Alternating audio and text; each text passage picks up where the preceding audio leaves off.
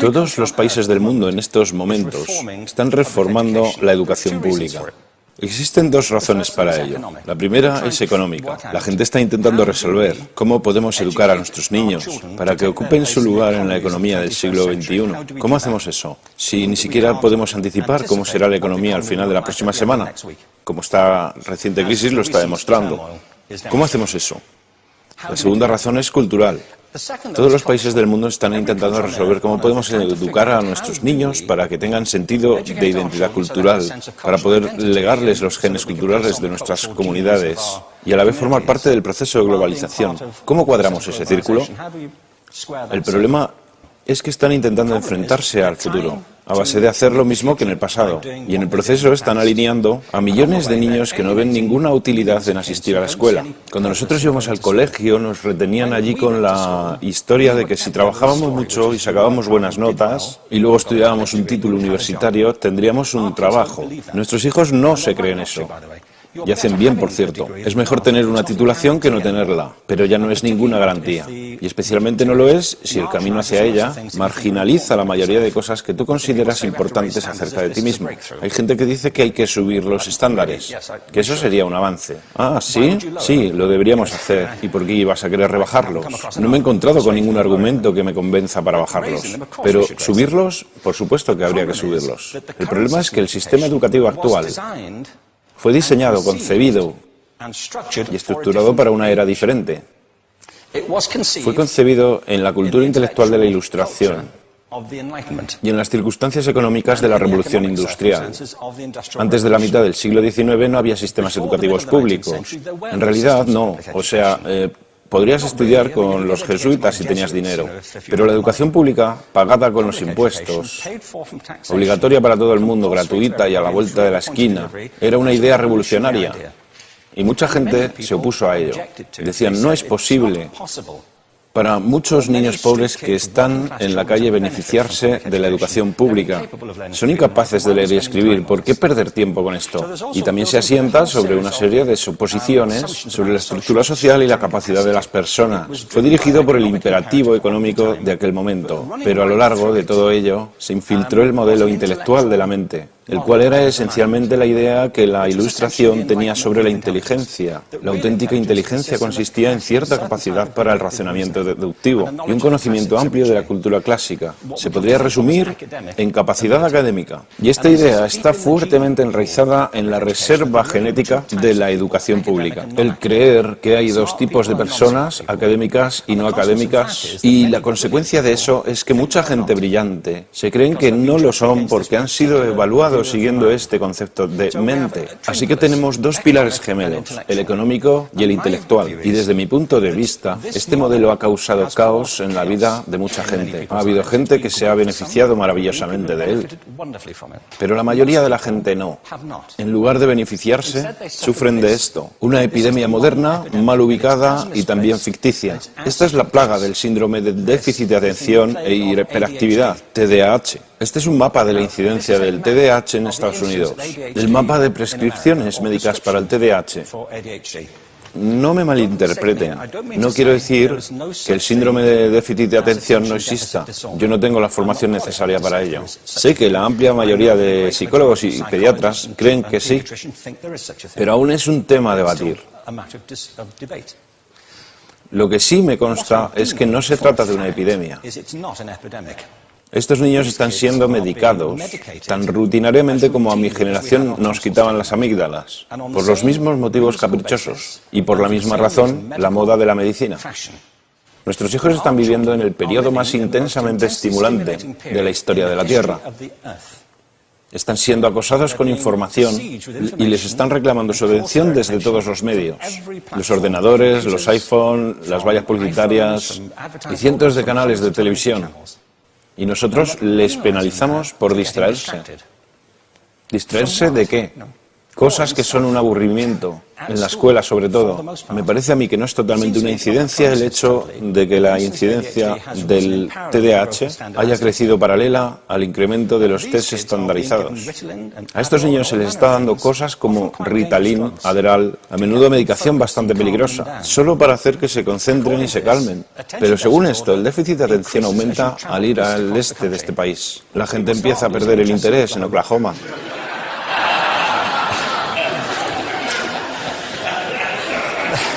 Ya casi no pueden pensar en Arkansas. Y para cuando llegan a Washington, lo han perdido completamente. Y hay distintas razones para ello. Es una epidemia ficticia. Si lo piensas, las artes, y no quiero decir que sea exclusivo de las artes, creo que también es cierto para las ciencias y para las matemáticas, pero permítanme hablar en particular de las artes, porque ellas son las víctimas de esta mentalidad en especial. Las artes tratan especialmente la idea de experiencia estética. Una experiencia estética es una en la que tus sentidos están funcionando a su máxima capacidad. Cuando te hallas presente en el momento actual, cuando vibras con la emoción de lo que estás experimentando, cuando estás plenamente vivo. Y la anestética es cuando cierras tus sentidos y te atontas ante lo que está sucediendo. Y muchos de estos medicamentos hacen eso. Estamos haciendo pasar a nuestros hijos por el sistema educativo a base de anestesiarlos. Y yo creo que deberíamos estar haciendo exactamente lo contrario. No deberíamos adormilarlos, sino despertarlos para que vean lo que sucede en su interior. Pero el modelo que tenemos es este. Yo creo que tenemos un sistema educativo modelado del interés de la industria a su imagen y semejanza. Les daré un par de ejemplos. Las escuelas aún están organizadas como si fueran fábricas. Tienen timbres que suenan, instalaciones separadas, están especializadas por asignaturas. Aún educamos a los niños por lotes. Les hacemos pasar por el sistema según su grupo de edad. ¿Por qué hacemos eso? ¿Por qué suponemos que lo más importante que los niños tienen en común es su edad? Parece como si lo más importante de ellos fuese su fecha de fabricación, ¿no? Bueno, yo conozco niños que son mucho mejores que otros niños de su edad en distintas disciplinas, o en diferentes momentos del día, o que son mejores en grupos pequeños o en grupos grandes, o que simplemente trabajan mejor solos. Si te interesa el modelo de aprendizaje, no puedes empezar con esta mentalidad de cadena de montaje. Se trata esencialmente de una conformidad. Cuando ves el incremento de los exámenes estandarizados y de los currículos estandarizados, todo se basa en la estandarización. Yo creo que tenemos que ir justamente en la dirección opuesta. Esto es lo que quiero decir cuando hablo de cambiar el paradigma. Hay un estudio estupendo que se ha hecho recientemente acerca del pensamiento divergente. El pensamiento divergente no es lo mismo que la creatividad. Yo defino la creatividad como el proceso de tener ideas originales que tengan valor. Pensamiento divergente no es sinónimo de creatividad, pero es un componente esencial de la misma. Es la capacidad de ver montones de respuestas posibles a una cuestión. Montones de maneras diferentes de interpretar una cuestión. Pensar lateralmente, como lo llamó Edward de Bono. No pensar solamente de manera lineal o convergente. Ser capaz de ver múltiples respuestas y no solo una. Así que yo diseñé un test para esto y voy a inventarme un ejemplo. A la gente se le puede preguntar cuántos usos se le ocurren para un clip. A la mayoría se les ocurren unos 10 o 15. A la gente que se le da bien se le pueden ocurrir 200. Y lo hacen porque preguntan, ¿el clip podría estar hecho de goma y medir 60 metros? ¿Tiene que ser un clip tal como lo conocemos? Bueno, pues diseñé el test y lo probé con 1.500 personas. En un libro titulado Más allá del punto de ruptura, y en el protocolo del test, si superabas una puntuación determinada, se te consideraba un genio del pensamiento divergente. Así que quiero preguntarles, ¿qué porcentaje de la gente que hizo el test puntuó como genio en pensamiento divergente? Y debo decir una cosa más acerca de ellos. Eran niños de jardín de infancia. Así que, ¿qué opináis? ¿Qué porcentaje de genios?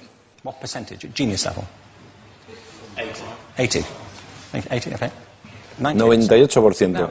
Bueno, la cuestión es que era un estudio longitudinal, así que los mismos niños volvieron a hacer el test 5 años después, en edades entre 8 y 10 años. ¿Qué pensáis? ¿50%? Volvieron a hacerles el test otra vez, 5 años más tarde, cuando tenían entre 13 y 15 años de edad. Y se observa una tendencia, ¿no? Bueno, esto nos indica algo interesante, porque se supone que tendría que ser al revés, ¿no? Empiezas no siendo muy bueno, pero mejoras a medida que te haces mayor. Pero esto demuestra dos cosas. Una es que todos nosotros tenemos esta capacidad. Y la otra es que esta capacidad se deteriora en general. Muchas cosas les han pasado a estos niños durante su crecimiento, pero yo estoy convencido que lo que más les ha influenciado es que a estas alturas ya han obtenido una educación académica. Se han pasado 10 años en la escuela, oyendo que solo hay una respuesta correcta. Esta es la parte de atrás del libro, pero no la mires. Y no copies, porque eso es engañar. Fuera de las escuelas, a eso se le llama colaboración. Esto no sucede porque los docentes así lo quieran. Es simplemente porque sucede así. Es porque se halla presente en la reserva genética de la educación. Tenemos que pensar de forma diferente acerca de la capacidad humana. Tenemos que superar esta vieja idea acerca de lo académico y lo no académico, lo abstracto, lo teórico, lo vocacional, y empezar a verlo como lo que es, un mito. En segundo lugar, tengo que reconocer que la mayor parte de las veces el buen aprendizaje se da en grupos y que la colaboración es lo que alimenta el crecimiento. Si atomizamos a las personas, las separamos y los juzgamos por separado, formamos una especie de desconexión entre ellos y su ambiente de aprendizaje natural. Y en tercer lugar, un asunto importante es la cultura de nuestras instituciones, los hábitos de estas instituciones y los hábitats que ocupan.